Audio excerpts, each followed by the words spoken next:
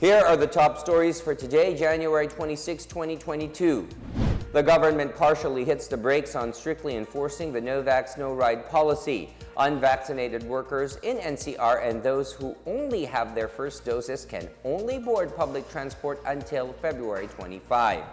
A research group sees better days for Metro Manila, which is now seeing an ease in COVID-19 cases. It says daily cases in the region may be down to as low as 500 by Valentine's Day.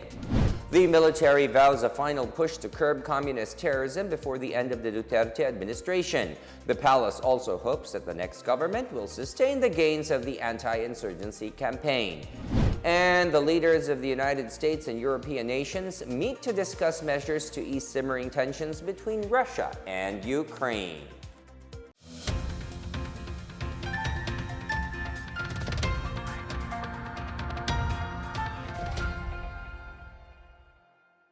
Good day, I am William Theo. Welcome to the PNA Newsroom.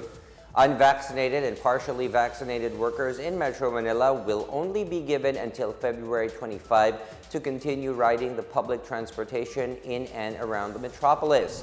This after the Department of Labor and Employment, Department of Interior and Local Government, and Department of Transportation came up with a decision after looking into the country's vaccination data.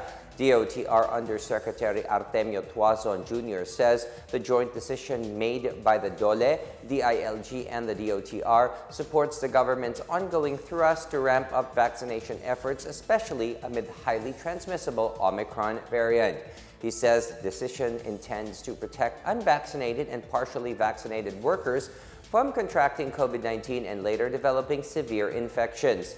He also clarifies that the joint decision is not discriminatory. The Philippine Medical Association recommends a targeted national event for pediatric vaccination as children have a different formulation for vaccines. PMA President Dr. Benny Atienza says a targeted national event for them will help minimize the errors on the administered vaccines. Nag-suggest na po kami sa isang town hall meeting namin nung morning para sa mga mamamahayag na sana magkaroon ng National Vaccination Days para mas concentrated po ang ating mga magulang na dalhin ang kanilang mga anak sa mga vaccination centers. At isa na pag-usapan nga doon, sana mas maluwang yung vaccination centers, mas ma-accommodate bata kasi yung mga bata, iba yung klase yan, baka maiinip. May nagsuggest ng sana mayroong video or para may napapanood ang mga bata. At saka po sinaad din po doon na inganyo natin ang mga bata na 5 to 11 na magpabakuna kasi safe ito, at kung magkakaroon man ng minor minor side effects, yung ano lang po naman, babantayan natin lang naman dito yung minsan nagkakalagnat, masakit yung pinagturukan, at dapat po ay bago magpabakuna ay na-screen po ng mga doktor. At saka po ang importante yung post-vaccination na 15 to 30 minutes na binabantayan sila habang nasa vaccination centers. At nakausap ko rin po ang presidente ng Philippine Pediatric Society na tutulong sila lalo na doon sa mga may pediatric age group na 5 to 11 na may comorbidities, ay iainganyo po namin ang mga training hospitals na doon lang po dalhin yung may mga comorbidities para makita po na actually ng mga pediatricians, sila mag-i-screen at sila ang magbabakuna. The government will start administering formulated COVID-19 vaccines to children aged 5 to 11 years old by February 4. Vaccine Czar Secretary Carlito Galvez Jr. earlier said that a pilot run will be conducted in one hospital-based and one local government unit-based vaccination site per city within the National Capital Region for the first phase. It will be expanded to the rest of Metro Manila's inoculation sites and other regions after a week for the second phase. The Department of Health confirms that 5 individuals, including 3 senior citizens, have died due to COVID-19 Omicron variant disease. The DOH says among the fatalities, 1 was partially vaccinated, 1 was unvaccinated, while the remaining 3 are still for verification. All the fatalities had comorbidities. Health Secretary Francisco Duque III earlier said that the COVID-19 Omicron variant is now the dominant variant in the country. Yung Omicron natin, ang total natin, out of the 714 na whole genome sequence, ang Omicron lumalabas 492, mga almost 70% ng mga na-sequence, no? Tapos sa susunod, 16%, ito yung Delta, and may 1% na Alpha. So, yan pa rin ang pinakahuling datos natin patungkol sa ating Omicron variant. Ano? So, patuloy naman ang ginagawa ng Philippine Genome Center tukuyin kung darating ba ang araw na talagang baka almost 100% maging Omicron na kasi lumiliit na nga yung Delta variant. So, antayin natin ang huling datos mula sa Philippine Genome Center. Metro Manila's COVID-19 cases may fall below 500 by Valentine's Day. The forecast is made by the OCTA research group following the decline in the number of infections here in the National Capital Region. In a Twitter post, OCTA research fellow Dr. Guido David says actuals are still tracking below the January 20 projections, and at this rate, new cases in the NCR could go below 500 by February 14. David also said he is expecting 16,000 new cases today, of which 2,500 would be in Metro Manila. Despite limited capacities, Malacanang says the government has done a good job in battling the COVID-19 pandemic. This after Vice President Leni Robredo earlier said she is trying to fill in the gaps to the many shortcomings in the government's pandemic response. Tingnan natin yung sagot ng WHO. Yung kanilang pinaka-representative dito sa ating bansa, si Dr. Rabindra Abeyasinghe, na sinabi niya that the Philippines has done a good job in terms of our response against COVID-19. Sinabi niya na ang bansang Pilipinas ay isang middle-income country. Hindi tayo yung tinatawag na first world type of country. Middle income po tayo. Pero tingnan natin ang mga resulta. Yung fatality rate po ng ating bansa ay among the lowest, comparatively lower than many and most countries out there, despite yung limited capacities natin and despite us being a middle-income country. While other countries have completely shut their borders, tayo po ay nagpapasok ng ating mga Filipino overseas. We welcome them home. Yung ating vaccination drive po natin is 57,514,283 individuals fully vaccinated. At maraming pa po tayong mga tagumpay sa laban against COVID-19. The government is set to receive donations worth 23 million pesos to procure more COVID-19 vaccines. In a statement, the Qatar Embassy in Manila says the Qatar Fund for Development, on behalf of the State of Qatar, has provided financial support to the Philippines to purchase 50,000 doses of Sinovac anti-COVID-19 vaccine for the cost of $450,000 as a continuation of Qatar's response to provide a wider access to COVID-19 vaccines.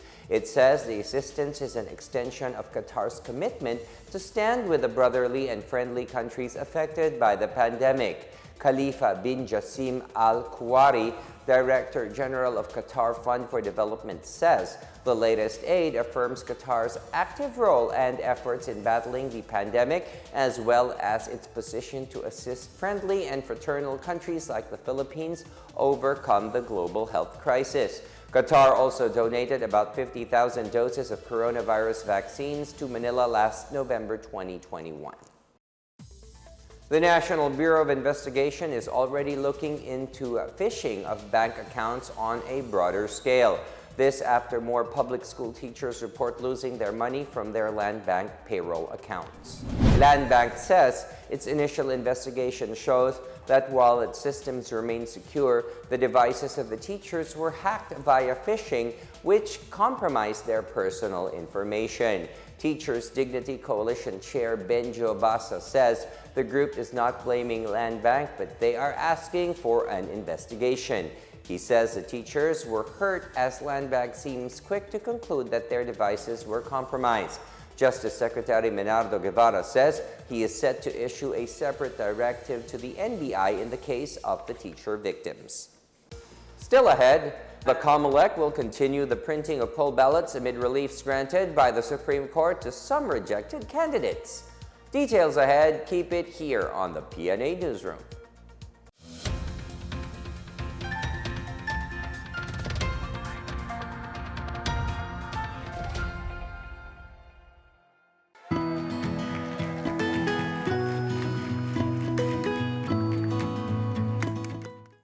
The COVID-19 pandemic has greatly changed our lives for the worse. Lives and jobs were lost and economies reached a meltdown. Thanks to the arrival of safe and effective vaccines, we are one step closer to normalcy. It's time to do our part, get vaccinated for our safety and for our recovery. You are there in that community, go there and have yourself vaccinated by any of the vaccines available. They are all potent, they are all effective. I would like to appeal to all our kababayans, please get vaccinated against COVID-19 and be the government partner in preventing further spread of the disease. I encourage you to get vaccinated as soon as possible time. These vaccines are safe and they are the key to reopening our society. The need for international solidarity and cooperation cannot be made clearer than this pandemic because everyone is safe. No one is safe globally until everybody is safe. Vaccines work.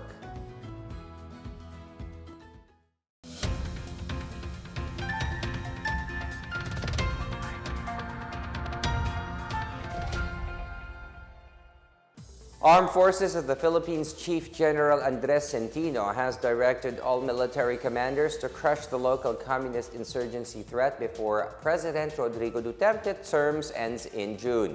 Centino directed all AFP commanders to intensify their operations and focus on defeating the remaining local threats through intelligence-driven combat operations. The military had neutralized 43 top New People's Army leaders and Communist Party of the Philippines Central Committee members in 2021.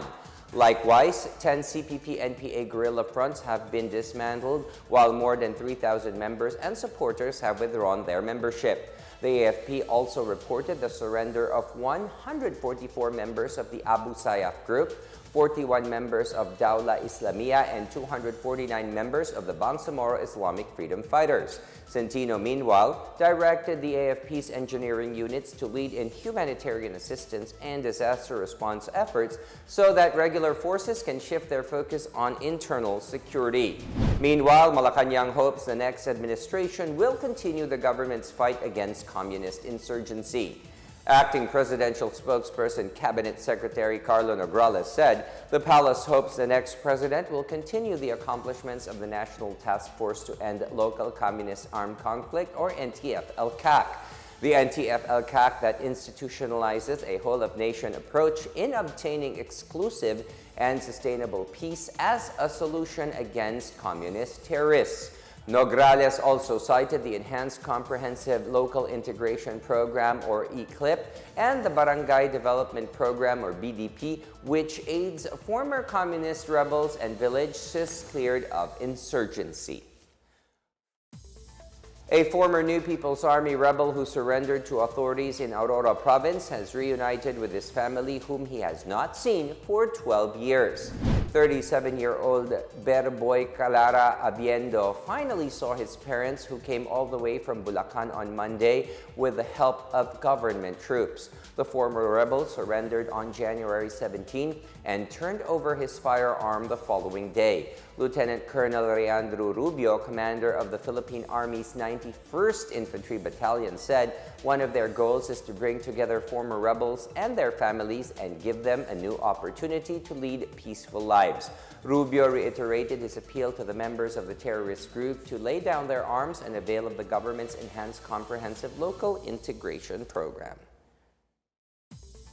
The Commission on Elections will proceed with the printing of the ballots for the May 9 elections even after the Supreme Court issued temporary restraining orders in favor of the declared nuisance candidates.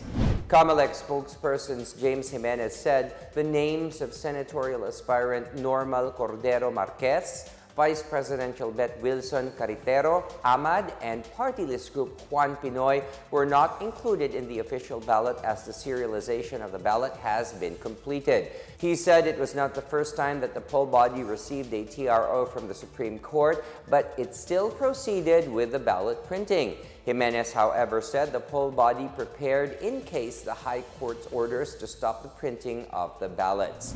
The COMELEC also released on Tuesday the ballot face templates for the May 9 polls. There are 10 presidential candidates, 9 vice presidential bets, 64 aspirants for senators, and 178 party list groups included in the official ballot. The ballot face templates can be accessed on the official website of the COMELEC.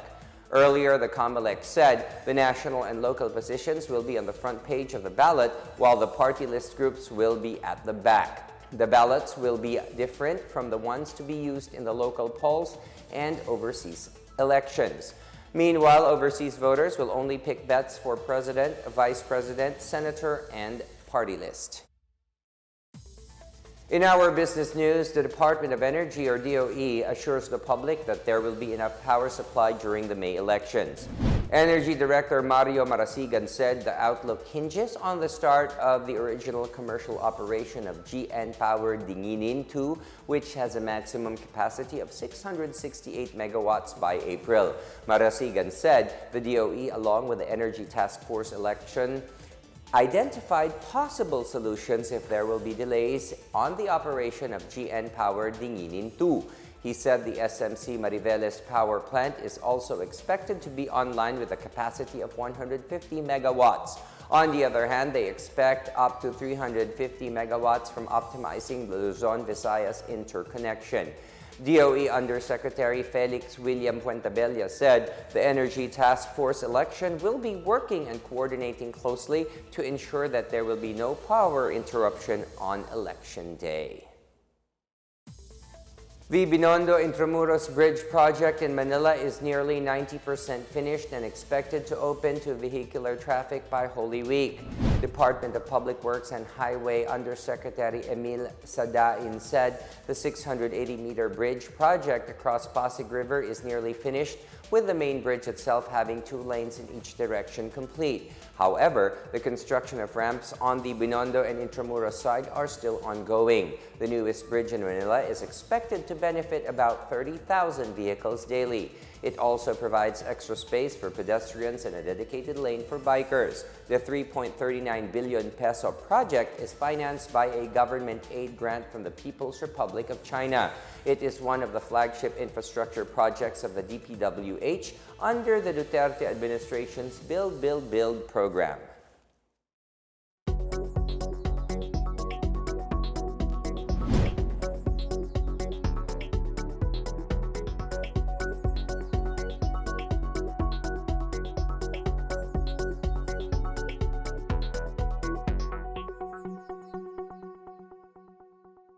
Up next, President Duterte wants Odette victims staying in evacuation centers to be vaccinated against COVID-19. And no major revelries as Manila bans public celebrations for the Chinese New Year next week. More stories when the PNA Newsroom returns.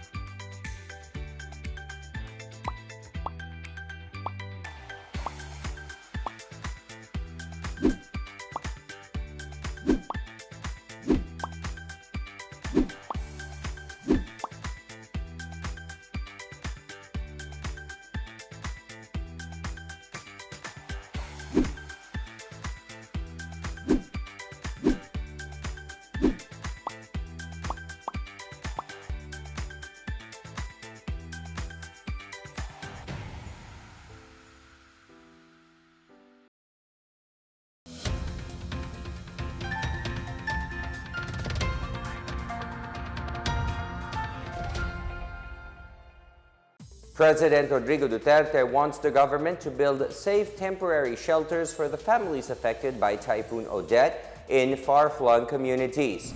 During the president's pre-recorded talk to the people, Duterte asked about the ongoing government-led response efforts for the Odette victims. Office of the Civil Defense Undersecretary Ricardo Halad said the affected families were already provided with emergency shelter materials. He said carpentry teams from the Armed Forces of the Philippines and the Bureau of Fire Protection were deployed in Eastern Visayas to help people rebuild their destroyed houses. Duterte also plans to visit again the Odette-hit areas also to make sure that the affected families are safe from the threat of COVID-19 infections. He said he also wants to find out if those living in temporary shelters were already vaccinated, saying he will have vaccines delivered through the Coast Guard. Meanwhile, the National Housing Authority, or NHA, has downloaded around 487 million pesos to local government units for its emergency shelter assistance to Odette victims. Halad said around 4.8 billion pesos from the Department of Budget and Management for the same purpose have been downloaded to LGUs. He said post-disaster needs assessment for typhoon-affected areas is expected to be finished by the end of January. Odette has so far affected 2.3 million families, with around 406 people reported dead, along with 65 missing and 1,265 injured. Some 1.3 million houses were also damaged by the typhoon. Malacanang says there was no waste of resources in the government's campaign against illegal drugs. Acting Presidential Spokesperson Cabinet Secretary Carlo Nograles said the government's war on drugs resulted in over 74 billion pesos worth of confiscations of illegal drugs, laboratory equipment, and paraphernalia since 2016. Over 23,000 barangays were also cleared of illegal drugs because of the massive campaign. Nograles likewise noted the administration has no tolerance for extrajudicial killings, and all those accused of it are supposed to be prosecuted. Nograles made this comment after Senator Panfilo Lacson said the government's drug campaign was too focused on the enforcement side. Meanwhile, 4 of 52 incidents under review for suspicious deaths of drug suspects during police operations have resulted in criminal cases. Cases have been filed in regional trial courts involving the deaths of Carl Angelo Arnaiz in Navotas City, Richard Santillan and Jessamine Casing in Cainta City, Rizal, Anwar Sawadjaan, Noel Bacalzo, and Angelo Hofer in Zamboanga del Norte, and Sharif Amatonding in San Pedro, Laguna. Last year, the Philippine National Police released information on the 52 cases to the Department of Justice, part of more than 150 incidents under review. The DOJ formed a panel to review deaths during the anti-illegal drug operations as part of the country's commitment before the United Nations Human Rights Council to look into alleged police violations.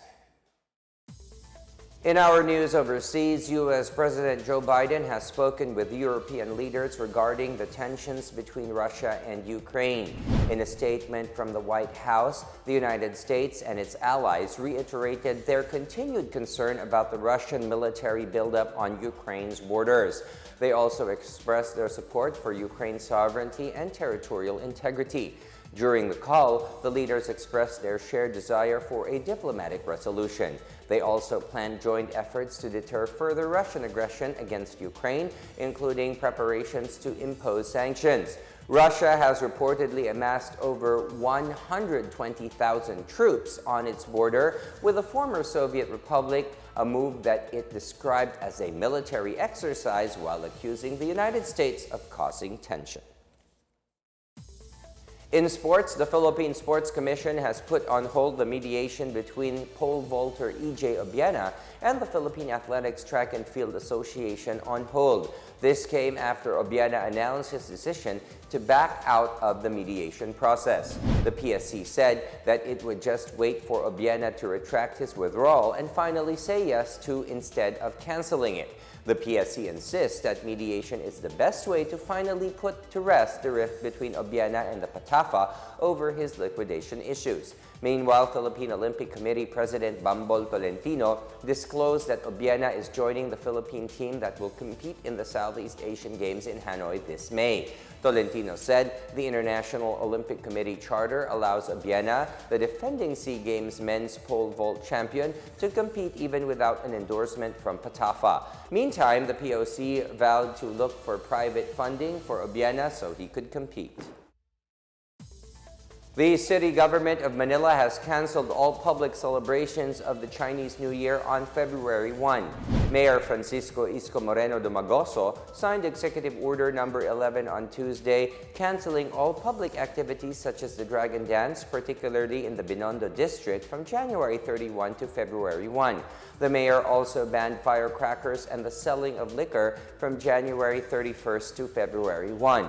He called on officials of the 20 affected villages in Manila's Chinatown to strictly implement the EO and minimum health standards against COVID-19. Dumagoso clarified that families can privately celebrate the event and hold their traditions at home.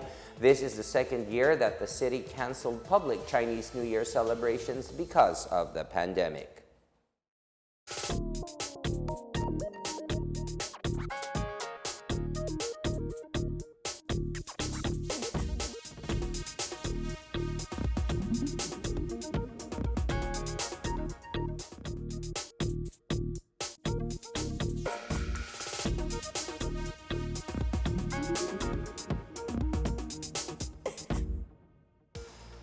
Let's take another look at today's biggest stories.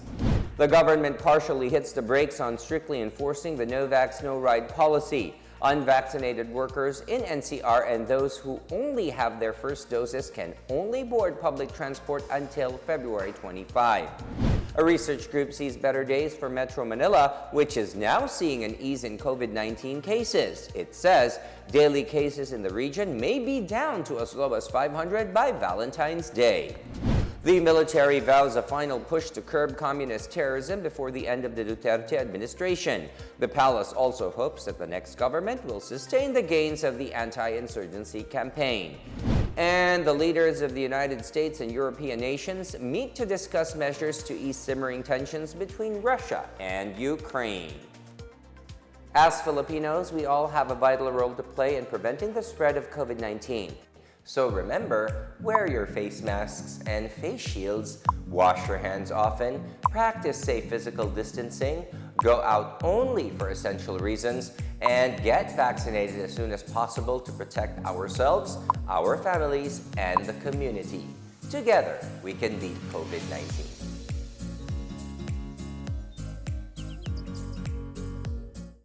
Thank you for watching another episode of the PNA Newsroom. For more news content, check our webpage or log on to the Philippine News Agency's Facebook and Twitter accounts. For more stories about the government and how it serves Filipinos, look for these hashtags in all of our social media platforms and websites. We are shown on the pages of the PCOO and its attached agencies. Also watch us on television on PTV4 and IBC 13. And that's your daily dose of the biggest stories that you need to know. From the PNA Newsroom, we tell stories that inspire change. I am William Theo. Good day, stay safe, everyone.